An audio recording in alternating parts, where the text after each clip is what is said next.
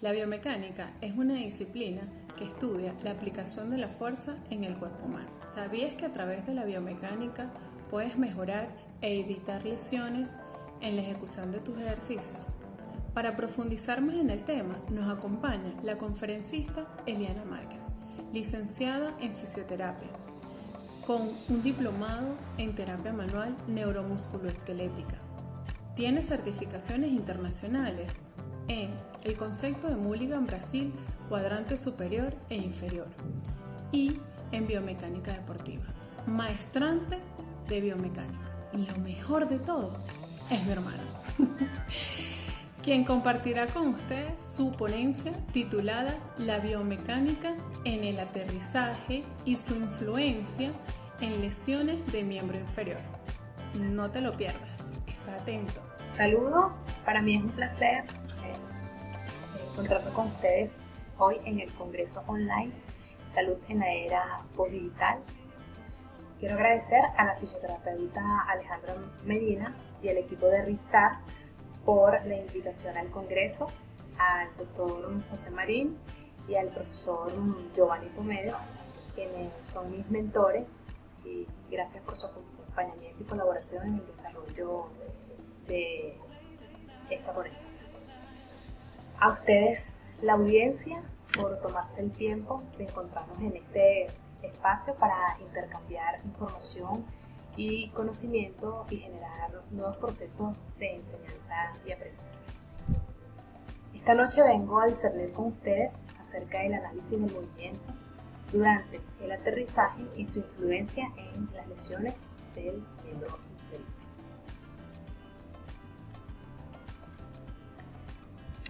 El movimiento humano está en un constante análisis por profesionales de la salud.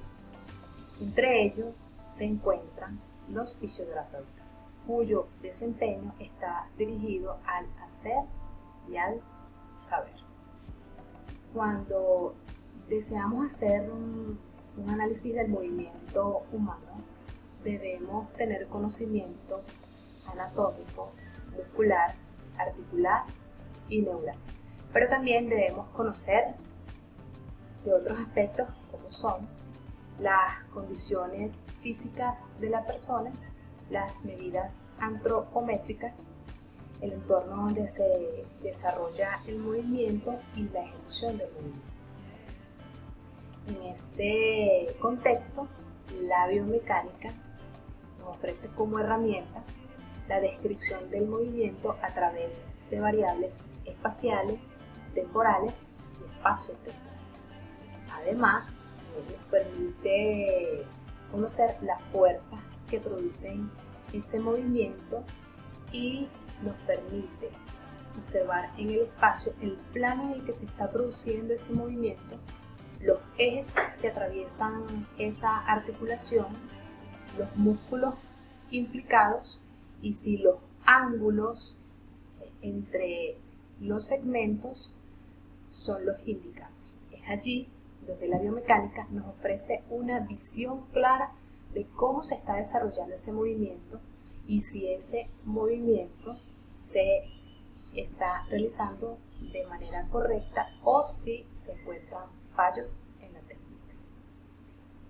Con respecto al salto, es un movimiento que está presente en la realización de actividades de la vida diaria, durante la realización del ejercicio físico y el deporte. Los fisioterapeutas utilizan el salto para mejorar las capacidades físicas de sus pacientes, entre ellas la fuerza y la coordinación, a través de la selección de los ejercicios pliométricos. Los ejercicios pliométricos van dirigidos a los miembros inferiores, a través de saltos y multisaltos que son capaces de mejorar la fuerza explosiva. Los fisioterapeutas utilizan estos ejercicios pliométricos como complemento en los programas de rehabilitación tras haber sufrido una lesión musculoesquelética. Sin embargo, por la complejidad que tienen los ejercicios pliométricos, es importante clasificarlos en elementales, intermedios y avanzados, para poder ubicar a los pacientes o a las personas o a un deportista según su nivel de condición física. Por ello también es importante realizar una exploración subjetiva y una exploración física. En la exploración subjetiva es importante preguntarle a las personas si tienen algún tipo de lesión musculoesquelética que pudiese afectar el desarrollo del ejercicio pliométrico. Y si vamos a hacer una evaluación física, es importante tomar en cuenta la clasificación de los test de salto planteada por Carmelo Bosco en el 2000. Él plantea 5 tests. Squat jump, que es un movimiento, es un salto vertical que inicia con una flexión de rodilla de 90 grados y procedes a realizar el salto vertical. El contramovimiento es un salto que tiene un componente horizontal y un componente vertical, que inicia con una posición anatómica, un descenso del centro de gravedad, una flexión de la cadera, de la rodilla y el tobillo, una fase de vuelo, un aterrizaje e inmediatamente una contracción para hacer la extensión de la cadera, de la rodilla y el tobillo para iniciar la fase de vuelo correspondiente al componente del salto vertical. El salto a Balakov es un salto vertical en donde, muy parecido al contramovimiento, partes de una posición anatómica, pero tienes influencia de los miembros superiores. Partiendo de una flexoelevación a una posición 0, en ese momento se produce una flexión de la cadera, rodilla y tobillo y se procede a realizar el salto vertical. El drop jump es un salto vertical donde la persona da un paso hacia adelante desde una altura preestablecida y termina el salto con la fase de aterrizaje. El repeat jump es muy parecido al drop jump, solo que cuando se inicia o cuando se termina la fase de aterrizaje, la persona debe realizar multisaltos en el menor tiempo posible con el menor contacto posible. Y los saltos durante 15, 20 y 30 segundos consiste en hacer la mayor cantidad de saltos posible en el menor tiempo posible con el menor contacto posible.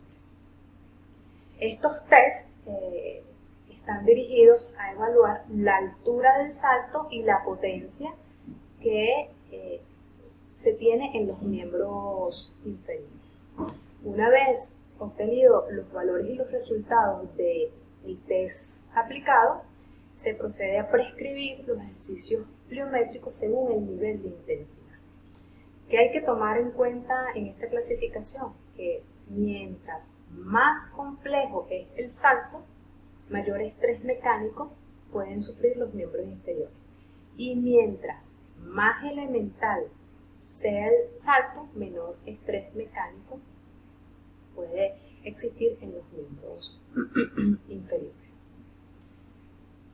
Los ejercicios pliométricos no pueden ser prescritos a cualquier grupo etario. Se requiere de algunos aspectos o elementos que debe de tener la persona.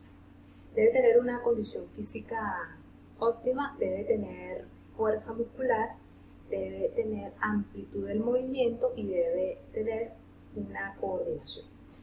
Porque los ejercicios pliométricos pueden llegar a generar lesiones musculoesqueléticas en el miembro inferior.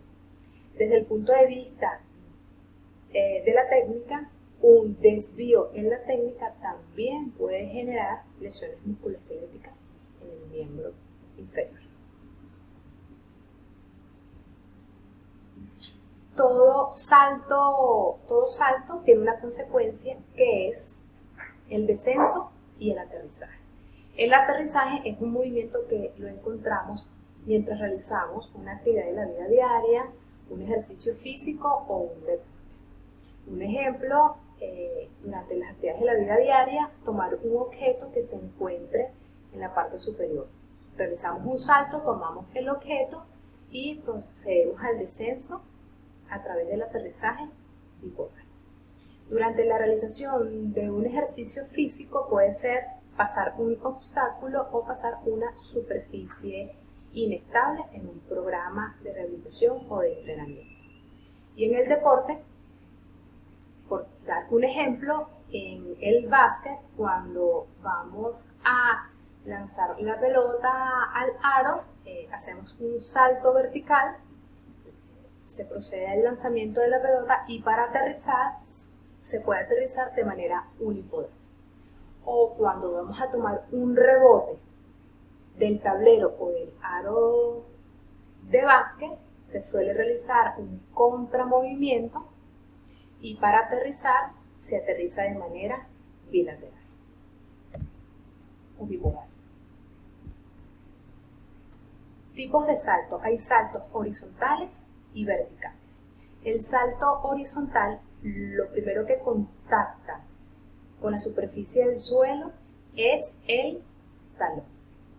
En un salto vertical, lo primero que contacta con la superficie del suelo es el antepié. En el horizontal, después hay contacto con la parte media para terminar con el antepié, y en el vertical, primero el antepié, después la parte media para finalizar con el talón o la parte posterior del pie. Ambos tipos de aterrizaje generan un impacto que se puede aminorar gracias a los mecanismos amortiguadores, que los tienes pasivos y activos. Los mecanismos amortiguadores pasivos se encuentran el disco intervertebral, el ligamento, el tendón, el hueso subcondral, y aquí interviene el tipo de calzado, si estamos utilizando alguna colchoneta, la superficie del suelo, que puede ser el pavimento, arena o dentro de una cancha. Los mecanismos amortiguadores activos, vamos a tener el movimiento articular y vamos a contar con los grupos musculares. Ambos mecanismos son capaces de frenar el centro de gravedad para minimizar las fuerzas de reacción del suelo. ¿Qué sucede cuando realizamos un salto? Hay un impulso, hay una fase de vuelo y después sobreviene el descenso. En el punto máximo del salto, ahí se produce una energía potencial gracias al centro de gravedad y al peso. Una vez que se produce el descenso, esa energía potencial se convierte en energía cinética. Esa energía cinética es la que hay que disipar cuando el pie toma contacto, bien sea con el antepié o con el talón, para aminorar esas fuerzas de reacción. Es allí donde los miembros inferiores se convierten en una especie de resorte a través del movimiento articular y de la musculatura para disipar esa energía cinética. Para realizar un correcto análisis del aterrizaje, lo primero que debemos hacer es una observación estructurada del movimiento, dividir ese movimiento en fases y, por último, describir las variables biomecánicas objeto de estudio.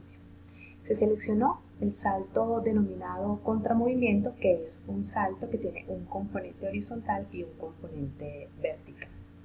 Este salto inicia con una posición anatómica donde hay un descenso del centro de gravedad, una flexión de cadera, de rodilla y de tobillo, una fase de vuelo hacia anterior, un aterrizaje, una extensión de cadera, de rodilla y de tobillo, para iniciar nuevamente la fase de vuelo correspondiente al salto vertical. Cabe destacar que es en este momento donde se encuentran los fallos y los errores que serán posteriormente verbalizados y escritos con sus posibles correcciones para evitar a toda costa, en el caso del fisioterapeuta, la lesión musculoesquelética. ¿Cuáles son las variables a tomar en cuenta durante la fase de aterrizaje para esta conferencia? Planos, ejes, centro de gravedad, músculos y ángulos relativos. Con respecto al plano, será el sagital, donde se observan los movimientos de flexión y de extensión. El eje, que atraviesa la articulación de la cadera, de la rodilla y del tobillo, será el transversal. El centro de gravedad es la esfera verde que ustedes ven en ambas imágenes y corresponde al lugar donde convergen todas las fuerzas o donde se encuentra la mayor cantidad de peso. Es una línea imaginaria que se encuentra entre la base de sustentación y que si esta línea se adelanta de la base de sustentación se pierde el equilibrio hacia anterior. Si esta línea imaginaria se traza con respecto a la base de sustentación, se pierde el equilibrio hacia atrás. ¿Cuáles son los músculos involucrados en esta acción de aterrizaje? Para la fase excéntrica, isométrica y concéntrica tenemos el glúteo, cuádriceps y gemelos, psoas, isquiotibiales y el tibial anterior. ¿Cuáles son los ángulos relativos? Y estos fueron desarrollados a través de la ley del coseno y del software utilizado. Son cadera, rodilla y tobillo. El ángulo de la cadera es un ángulo de 88 grados, el ángulo de la rodilla es de 127 grados y el de tobillo es de 98 grados. ¿Qué podemos observar en esta imagen? Uno, que hay una flexión de cadera, una pequeña flexión de rodilla y una flexión dorsal del tobillo, que corresponde a la fase de aterrizaje, que es cuando el talón contacta con la superficie del suelo. Un error en este modelo anatómico sería aterrizar con una extensión de cadera, una extensión de rodilla y una flexión plantar, siendo el primer contacto con el suelo el antepiés en un salto horizontal. Ese sería el error. En la imagen que tenemos un poco más abajo, tenemos un ángulo de cadera de 75 grados, un ángulo de rodilla de 108 grados y un ángulo de tobillo de 92. ¿Qué observamos acá? Que hay una flexión de cadera, una flexión de rodilla y una flexión de tobillo. ¿Cuál sería el error acá? Una flexión exagerada de la cadera con una flexión exagerada de la rodilla, lo que puede traer como consecuencia la lesión musculoesquelética en el tendón rotuliano. ¿Qué observamos? Que está contactando con respecto a la superficie del suelo. En esta fase del movimiento contacta el talón, el medio pie y el antepié. Además, observamos que es una fase antes de realizar el vuelo y el modelo técnico te dice que debes partir de una posición de 90 grados y aquí se está partiendo de una posición de 108, lo que quiere decir que este rango de movimiento va a influir en la altura del salto. ¿Qué opinan los investigadores con respecto a las lesiones causadas por un aterrizaje inadecuado? Bueno, el 70% de las lesiones se producen en el ligamento cruzado anterior y son producto de cambios de reacción durante los movimientos de salto y de multisalto. Seguido están los esguinces de tobillo, las lesiones del ligamento rotuliano y las rupturas del tendón de Aquiles. Aquí traigo estas 4 investigaciones realizadas en el año 2003, 2005, 2012 y 2019. ¿Qué tienen en común estas investigaciones? Bueno, que utilizaron los saltos y los multisaltos como objeto de estudio, utilizaron deportistas de alto rendimiento del sexo femenino y del sexo masculino. ¿En qué coincidieron las 4 investigaciones? Hay una sobrecarga mecánica en la articulación de la rodilla, producto de un valgo de rodilla donde hay una rotación interna y una disminución de la rotación externa y de la abducción de cadera. Un tronco anteriorizado y una fase de aterrizaje con los tobillos en inversión.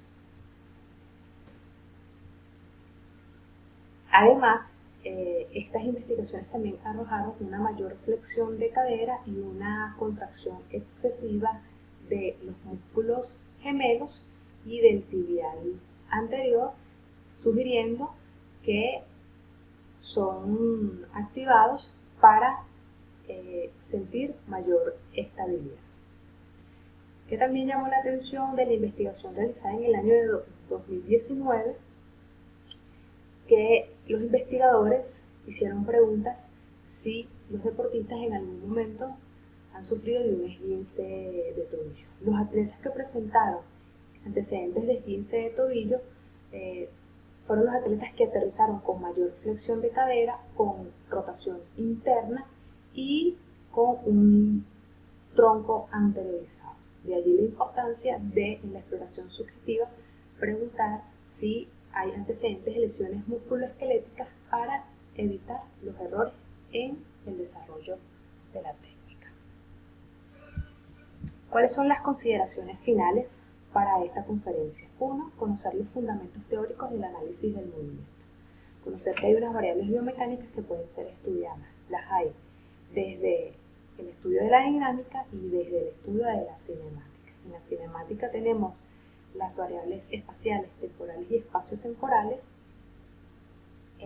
y en la dinámica tenemos a la estática y a la cinética. La estática estudia el centro de gravedad, los planos, el equilibrio y la estabilidad.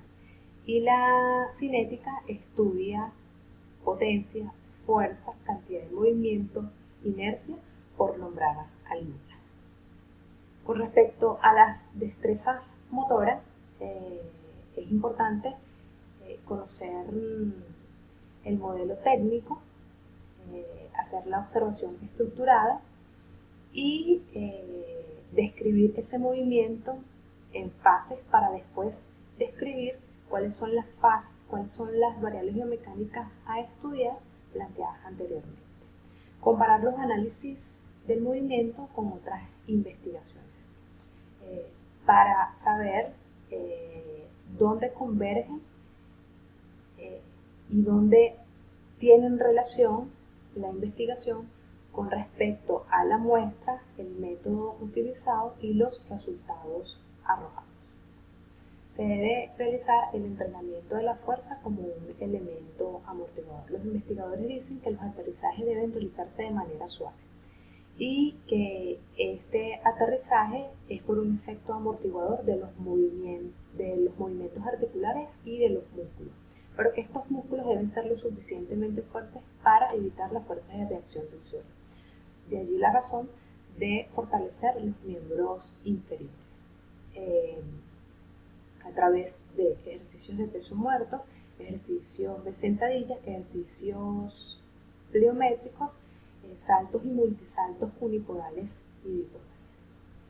Realizar comandos verbales durante la realización de los ejercicios, con el objetivo de aprender correctamente cómo saltar y cómo aterrizar. Lo primero que debemos hacer es enseñar a las personas a saltar y después a aterrizar.